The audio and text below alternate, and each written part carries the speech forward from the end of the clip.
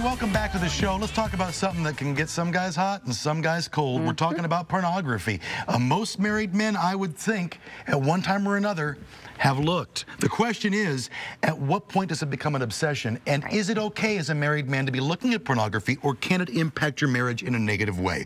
We usually talk to Leslie Gustafson, but her other half, maybe we'll say better half, huh? Who knows? Her husband is also a marriage therapist, Doug Gustafson. And this is something, Doug, that you work a lot with your clients on. It's good to see you, first of all. Welcome to the show. Doug. Good to see both of you. A lot of your male clients, let me ask you out of the gate, pornography, is it inherently wrong in a marriage, or is there a point at which it becomes a problem? Well, let's talk about the nature of pornography just to start with. You can become addicted to pornography. You really can, and men do. So look at it this way for a minute. Imagine sex is one of the most significant ways we connect up with somebody that we love and that we care about. That magical way of biologically holding and connecting. And so you have somebody who, in that process, begins to take that away from the relationship. They begin to develop a secret life around it. They begin to be more interested in images on a screen than they might a relationship with a spouse or their partner. So that obsession, that preoccupation, imagine that growing and growing. So all of a sudden there's a compartmentalized secret life over here and a lack of preference for a life with somebody who's your lover and your soulmate. So they're choosing porn over their spouse. So think of it that way for a minute. You've got a choice here.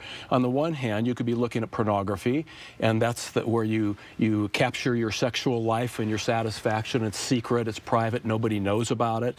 And over here, you have a significant other that you should be in an intimate relationship with. Men are choosing this option in droves. Absolute droves. Really? So as a wife, if you spot your husband or you check his browser history or you think he's got an issue, do you broach the subject with him? Should you be freaking out? What should you do as a wife? It's uncomfortable. You broach it. You broach it whether it's your kids or whether it's your spouse, because he may have a significant problem. Or at least, if it's not at the level of addiction yet and that level of preoccupation, he's doing something that's taking away from the relationship itself. He's leading a secret life, and she's going to be feeling that. So remember that. She's going to be feeling betrayal, lack of trust. So she's going through her own process. And we look at that not just as a woman getting sort of wounded in this, finding out her partner, husband's betraying her at some level. Yeah, I feel like I would be blaming myself. Yes, or blaming yourself. Yeah. Maybe I'm not sexy enough. Maybe there's something wrong with me. We believe that women are not just hurt, they're not just wounded, they're traumatized when they find out their husbands have been leading this life out here. So it's certainly not something to ignore or just say, well, maybe if I just turn a blind eye to it. It's something that can impact the marriage, and certainly it'd be a great topic to get help from a therapist like yourself.